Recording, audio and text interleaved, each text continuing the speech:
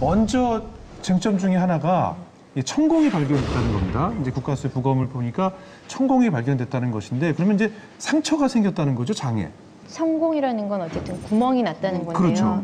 그러니까 지금 장천공 같은 경우에는 아산병원에서 수술을 할 때 발견이 됐었고요. 예. 국가수에서 발표한 거는 이제 장 부분은 절제가 됐기 때문에 아직 아산병원에서 뭐 조직을 받지 못해서 그쪽 부분은 아직 검사를 못했다라는 거고요.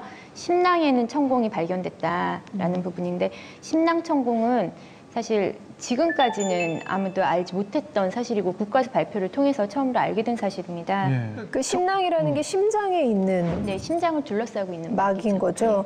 국가수에서 이렇게 발표를 했는데 그 내용을 좀 정리를 네, 해주시죠. 국가수가 1차 부검 브리핑을 공식적으로 했습니다. 부검 브리핑에서는 심낭하고 장 두 군데에서 천공, 즉 0.3cm 크기의 구멍이 발견됐다라고 공식적으로 발표를 했고요. 이게 이제 결국은 쟁점사항이 된 것 같아요. 사인은 복막염이나 폐혈증으로 보는 판단이 더 합리적인 것 같다라고 발표를 했습니다. 근데 문제는 아산병원으로 옮겨진 다음에 이 천공이 발견된 거예요. 그 전에 S병원에 있는 장협착 수술할 때 진료 기록이나 S병원의 기록에는 천공이 있다는 사실이 전혀 밝혀지지 않고 있어요. 그래서 이 부분이 앞으로 이제 밝혀져야 될 핵심 사안이 된 거고요. 그리고 이것에 따라서 의료사고냐 아니냐가 이제 중요한 사항이죠.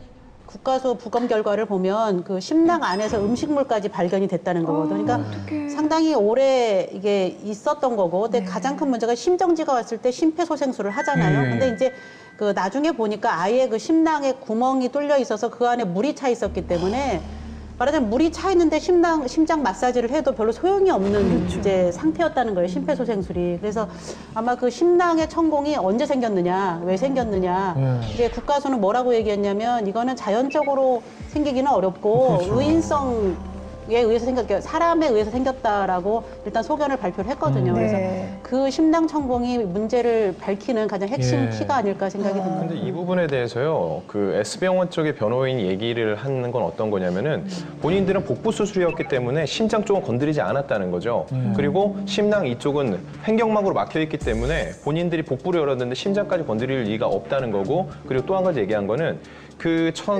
천공부에서 깨가 발견됐다고 그랬잖아요.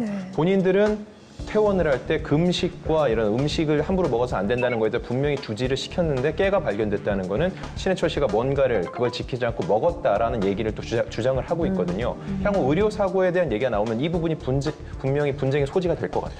윤혜정 변호사는 어떻게 생각하십니까? 이 천공이 이 장협착 수술 당시에 생겼을 가능성이 있지 않을까 싶은데 어떻습니까?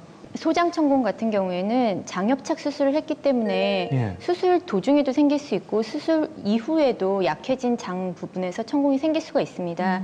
그런데 심낭 같은 경우에는 병원에서도 얘기했듯이 복강을 수술하면서 일반적으로 쉽게 손상당할 수 있는 부분이 아니기 때문에 이 복강경 수술을 하면서 만약 복강경 수술 기구가 그 횡격막을 뚫고 심낭을 뚫었다고 한다면 그런 경우는 과실로 여겨질 가능성이 훨씬 더 크리라고 보여지고요. 다만 이 아산병원에서 심낭에 어떤 시술을 했다고 한다면 그런 부분도 한번 확인은 해봐야 될 필요가 있을 것 같습니다.